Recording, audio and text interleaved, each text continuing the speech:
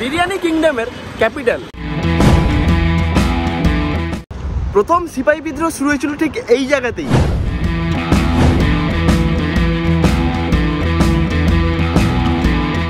British east India কোম্পানির সৈন্য Barack ছিল এখানে। এছাড়াও এখানে ঘুরে দেখার মতো রয়েছে অনেক অনেক দারুণ দারুণ জায়গা। পিকনিকের জন্য শীতকালে one of the best locations.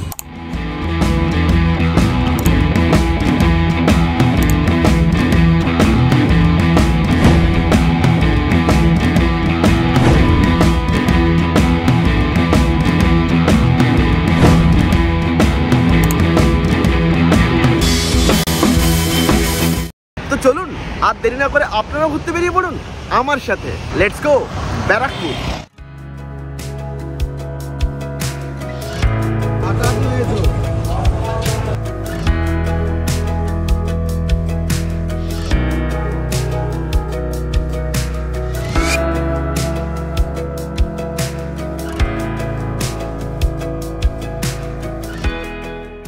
শীতকালের সকালে গরম গরম চা খেয়ে বিধাননগর রোড স্টেশন থেকে লোকাল ট্রেনে যাব ব্যারাকপুর।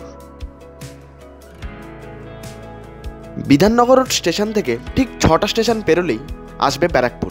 ভাড়া মাত্র 5 টাকা। আমার মতে ব্যারাকপুর যাওয়ার বেস্ট অপশন হলো লোকাল ট্রেন।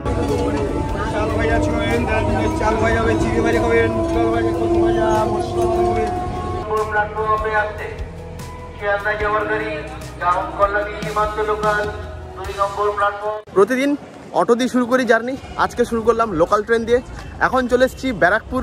আজকে অনেক প্ল্যান রয়েছে, বিরিয়ানিও খাবো, চলো দেখা যাক। ওয়েলকাম টু যাযাবর ট্রাভেলিং গাই। আর কেমন আছো সবাই?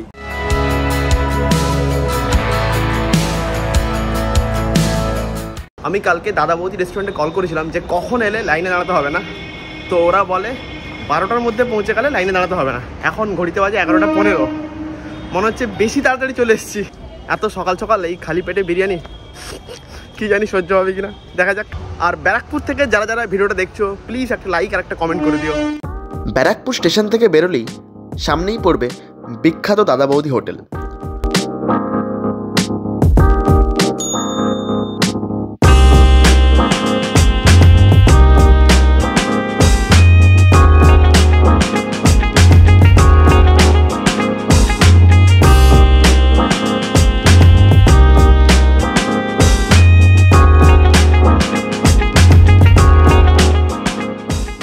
আমরা অর্ডার করেছিলাম স্টার্টারে চিকেন কলমি কাবাব, তারপর স্পেশাল মাটন বিরিয়ানি।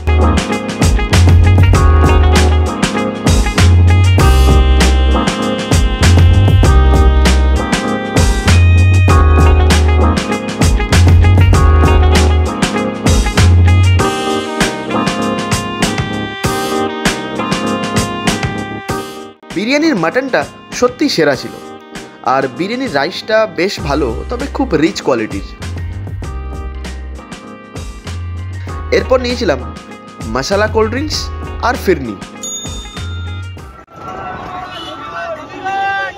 খাওয়া দাওয়া শেষ করে কিছুক্ষণ রেস্ট নেওয়ার পর দাদা বৌদি হোটেলের সামনে থেকে প্রায় 200 টাকা দরে একটা টোটো বুক করে আমরা চললাম ব্যারাকপুর ঘুরে দেখতে।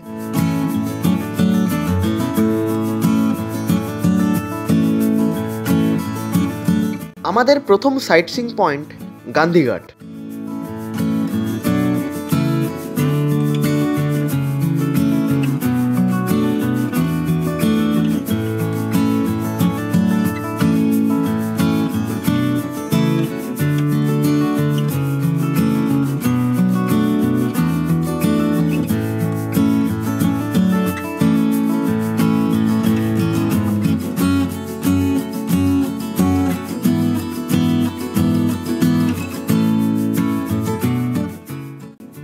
জাতির জনক মহাত্মা গান্ধীর স্মৃতিতে হুগলি নদীর তীরে গাছপালা দিয়ে ঘেরা সবুজ উদ্যানে তৈরি হয় এই সমাধি।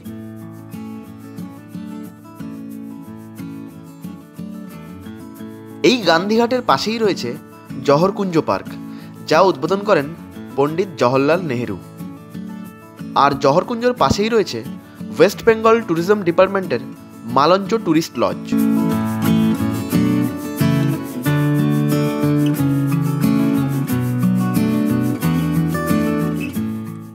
তাহলে এরপরে কোথায় যাব? এরপরে যাব তো তোমার অন্নপূর্ণা মন্দির দেখিয়ে তারপরে আবার মঙ্গল পাণ্ডে। আচ্ছা, এরপর আমরা চললাম শিবশক্তি অন্নপূর্ণা মন্দির দেখতে। হুগলি নদীর তীরে দক্ষিণেশ্বর মন্দিরের অনুরূপ এই মন্দিরটি শ্রীরামকৃষ্ণ পরমহংসদেব 1875 সালে ভক্তদের জন্য উন্মুক্ত করেছিলেন।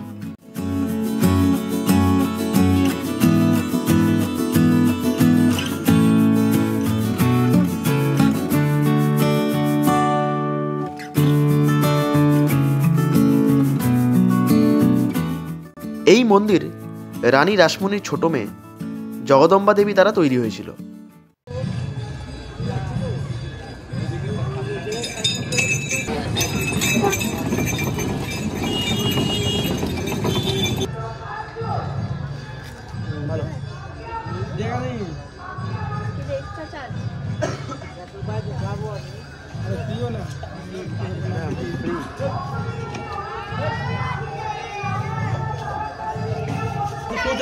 তোমার নাম বলে দাও। তোমার নাম বলো। नाम का তোমার নাম? पिंटू। পিন্টু। ওকে। অন্নপূর্ণা মন্দির ঘুরতে এলে এই দাদার কাছে আখের রস খাবে। মন্দিরের পেছনের গেট দিয়ে বেরোলেই গঙ্গার ঘাট আর দারুণ এক মনোরম পরিবেশ, সাথে অসম্ভব সুন্দর নদীর ভিউ।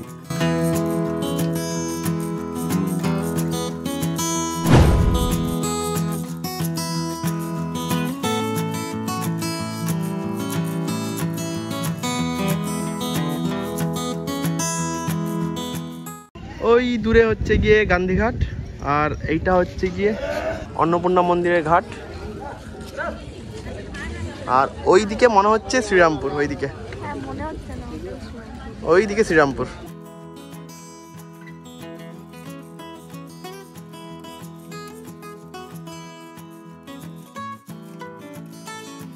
এই মন্দিরে দুপুরে ঠাকুরকে ভোগ নিবেদন ও সেই ভোগ গ্রহণের ব্যবস্থাও রয়েছে।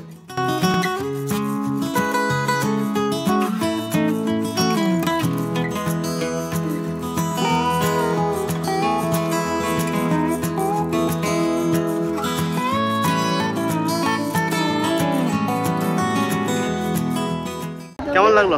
খুব ভালো। আমারও জায়গাটা খুব ভালো লাগলো। দক্ষিণেশ্বরের মতো, পুরো দক্ষিণেশ্বরের মতো একদম, বেশ ভালো। আর বেশ শান্তির একটা পরিবেশ আছে, ভেতরে ঢুকলে একদম মনটা পুরো শান্ত হয়ে যাবে। এরপর আমরা চললাম মঙ্গল পাণ্ডে পার্ক দেখতে। যাওয়ার রাস্তায় পড়বে Barrackpore cantonment, Barrackpore army area, তাই বেশ কিছু জায়গায় ফটোগ্রাফি আর ভিডিওগ্রাফি নিষিদ্ধ।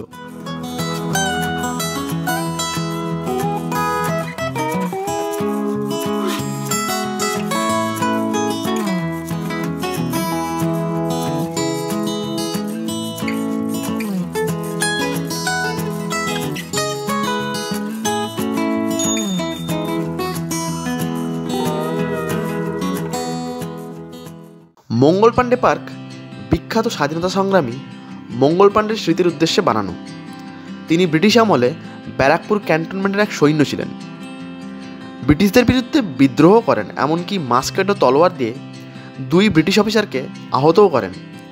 পরে 1857 সালে তাকে ফাঁসি দেওয়া হয়। এছাড়াও হুগলি নদীর তীরে এই পার্কটি বিনোদন এবং শীতকালে পিকনিকের জন্য দারুণ এক জায়গা।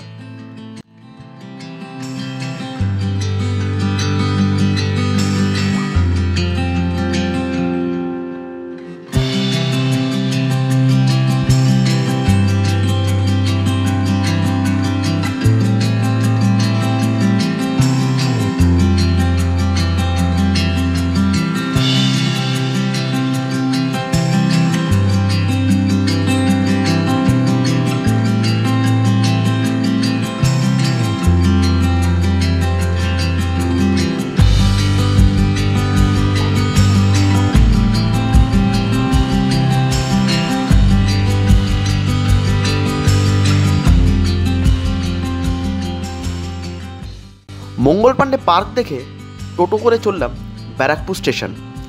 এতক্ষণে ঘড়িতে প্রায় বিকেল 3টে।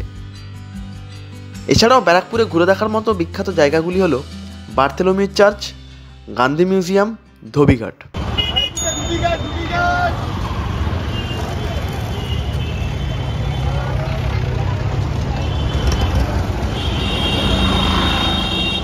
এরপর স্টেশনের ধারে ব্যারাকপুরের ফেমাস লস্যি খেয়ে ট্রেনের টিকিট কেটে প্ল্যাটফর্মে চললাম।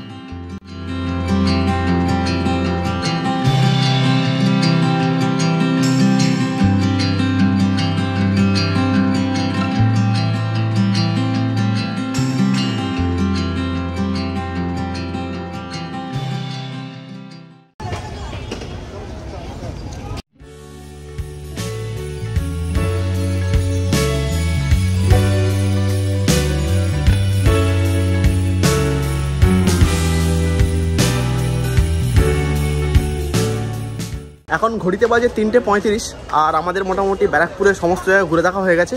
আর এখন দেখলাম দাদাবদিতে বিশাল বড় একটা লম্বা লাইন। ভালোই হয়েছে, আগে আগে সকাল সকাল খেয়ে নিয়েছি। যারা স্টুডেন্ট, বাজেট মোটামুটি কম, হাতে 600-700 টাকা থাকলে যদি দাদাবদিতে যদি বিরিয়ানি খেতে চাও তাহলেই, আর না হলে হাতে 100 টাকা থাকলেই বেশ ভালো করে ঘুরে নিতে পারে ব্যারাকপুর। কারণ যাওয়া আসা ট্রেনের টিকিট উল্টোডাঙ্গা থেকে মাত্র 5 টাকা।